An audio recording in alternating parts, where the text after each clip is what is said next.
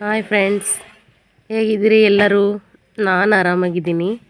ಬನ್ನಿ ರಾಗಿ ರೊಟ್ಟಿ ಮಾಡೋಣ.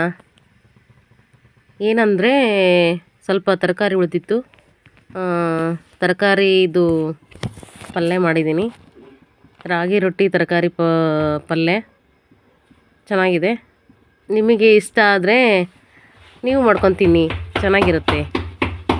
ಏನಪ್ಪ ಅಂದರೆ ನನ್ನ ಚಾನಲ್ಗೆ ಸಪೋರ್ಟ್ ಮಾಡಿ ಫ್ರೆಂಡ್ಸ್. ಓಕೆ,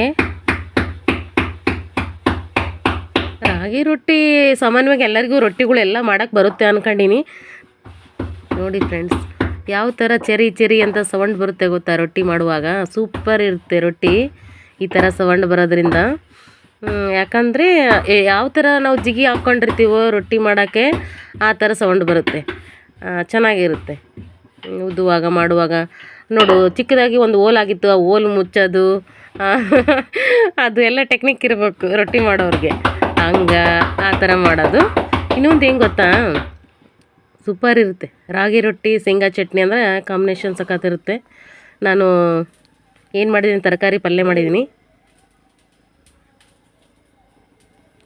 ಹೌದು ಫ್ರೆಂಡ್ಸ್, ಯಾಕೆ ಯಾರು ನನ್ನ ಚಾನಲ್ನ ನೋಡ್ತಾ ಇಲ್ಲ, ಲೈಕ್ ಮಾಡ್ತಾ ಇಲ್ಲ, ಶೇರ್ ಮಾಡ್ತಾ ಇಲ್ಲ, ಕಮೆಂಟ್ ಮಾಡ್ತಾ ಇಲ್ಲ? ನೀವೆಲ್ಲರೂ ಏನು ಹೇಗಿದೆ ಏನು ಅಂತ ಹೇಳಿದ್ರೆ ತಾನೇ ನನಗೂ ಮಾಡೋಕ್ಕೆ ಇಂಟ್ರೆಸ್ಟ್ ಬರುತ್ತೆ. ದಯವಿಟ್ಟು ಹೇಳಿ ಫ್ರೆಂಡ್ಸ್, ಕಮೆಂಟ್ ಹಾಕಿ, ಪರವಾಗಿಲ್ಲ. ನಮ್ಮದು ರಾಗಿ ರೊಟ್ಟಿ ತರಕಾರಿ ಪಲ್ಯ ನೋಡಿ ಖುಷಿಪಡಿ, ತಿನ್ನಿ ಮಾಡಿಕೊಂಡು ವಿಡಿಯೋ